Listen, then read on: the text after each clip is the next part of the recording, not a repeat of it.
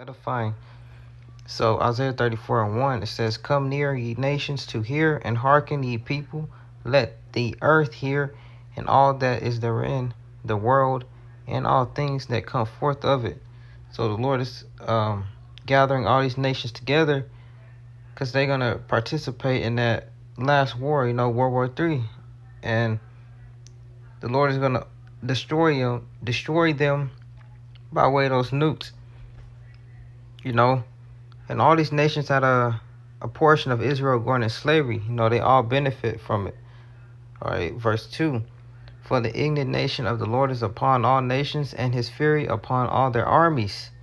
The indignation is righteous anger. He hath utterly destroyed them. He hath delivered them to the slaughter. So the Lord is going to destroy them by way of, first and foremost, those nukes and those holy angels, those chariots. Because it say in 2 Ezra 13 how they're going to stop fighting each other and they're going to fight up against the Lord. And the Lord is going to utterly destroy those armies, Verse 3. Their slain also shall be cast out, and their stink shall come up out of their carcasses, and the mountains shall be melted with their blood. And all the hosts of heaven shall be dissolved, and the heavens shall be rolled together as a scroll. So all the hosts of heaven shall be dissolved. It's going into those nuclear missiles, burning up the land, Babylon the Great, America, and these other portions of the land it hits. But Babylon the Great, America, is going to be utterly left, uninhabited forever. And the heavens shall be rolled together as a scroll. That's the missiles hitting ground zero. And the mushroom cloud forming and reaching the heavens, It's going into those mushroom clouds from the nuclear missiles. And all their hosts shall fall down, as the leaf falleth from the vine, and as a falling fig from the fig tree. So it's going to be raining nuclear missiles, just like a fig tree is shaken by a mighty wind and the leaves will fall off. That's how the nukes are going to be falling from the sky. For my sword shall be bathed in heaven. Behold, it shall come down upon Idumea and upon the people of my curse to judgment. All right, and that's going into Edom. Idumea is a Greek way of saying Edom. All right. The sword of the Lord is filled with blood. It is made fat with fatness, and with the blood of lambs and goats, with the fat of the kidneys of rams. For the Lord hath a sacrifice in Basra, and a great slaughter in the land of Idumea. This is how you know it's talking about Esau. But people are going to be, it's going to be so many down bodies. It's going to be like they will sacrifice like lambs and goats, and this is from the destruction of the nukes and Yahushua himself. Because Yahushua is going to be right along with the angels, 2 Ezra 13, he's going to be putting a lot of people to death by way of those chariots and those laser beams.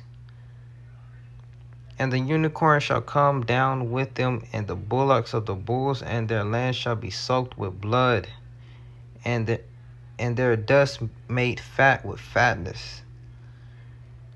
For it is the day of the Lord's vengeance, and the year of recompenses for the controversy of Zion, which is Israel. Salakia. So the day, the day of the Lord, when the Lord comes back, it's not going to be all hugs and kisses. A lot of people are going to be put to death, and that's what these damn Christians don't get.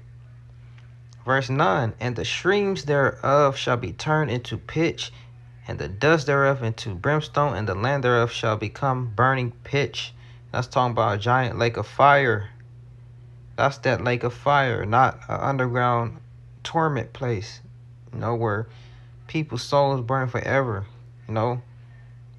false doctrine, That lake of fire is something that's going to really happen on earth. Babylon the Great is going to be a giant lake of fire.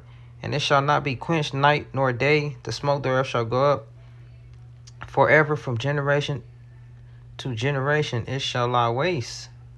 So the smoke thereof shall go up forever, meaning this land is going to be burning for a long time, not literal forever. So it says, from generation to generation it shall lie waste, because it's going to be left uninhabited. This land is going to be a desert. None shall pass through it forever and ever, but the cormorant and the bittern shall possess it. The owl also and the raven shall dwell in it, and he shall stretch out upon the line of confusion and the stones of emptiness. The line of confusion, you won't be able to tell what state was which.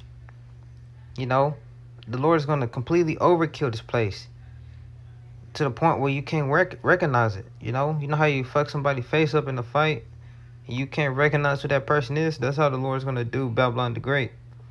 All right.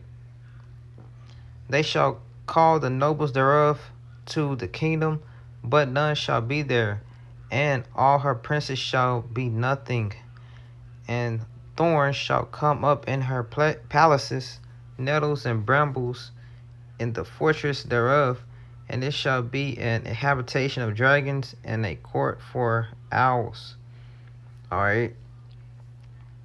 So, and thorns shall come up in her palaces, nettles and brambles in the fortresses thereof. It's going to be little raggedy ass patches of grass sticking up. You know, it's going to be an ugly land. And it shall be an habitation of dragons and of a court for owls. The wild beasts of the desert shall also meet with the wild beasts of the island, and the satyr shall cry to his fellow. The screech owl also shall rest there, and find for herself a place of rest.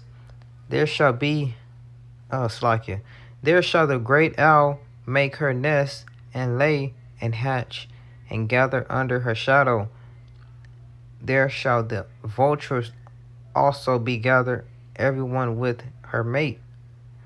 So, desert creatures, unclean desert creatures is going to be in this land. This is going to be their new habitation for unclean desert animals. Seek ye out of the book of the Lord and read. No one of these shall fail, none shall want her mate, for my mouth it hath commanded, and his spirit it hath gathered them. No, so seek out of this book and read. None of these prophecies are going to fail. This is coming right. This is the word of the Lord. And he hath cast the lot for them, and his hand hath divided it unto them by line. They shall possess it forever. From generation to generation they shall dwell therein. All right.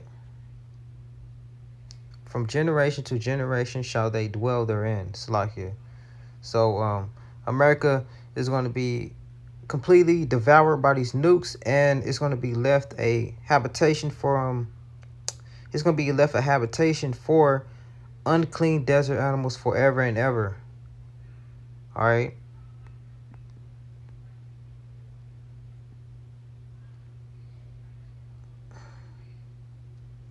So I wrote in my notes, none shall want her mate, and the spirit I have gathered them. The Most High mouth commanded the prophets what they wrote. But yeah, Lord willing, this video is edifying, giving all praises, honor, and glory unto Yahweh Bashem Yahushai, Bashem Kwakwadash. I'm Taziar Gabar from Prophets in Babylon, Waco, Texas. Under the branch of the Prophets in Babylon, Tampa Bay, Florida camp, I'm going to say the honors to the elders and apostles of Great Millstone. Peace and salutation on down to the whole elect. All right. Shalom, Abba, soon.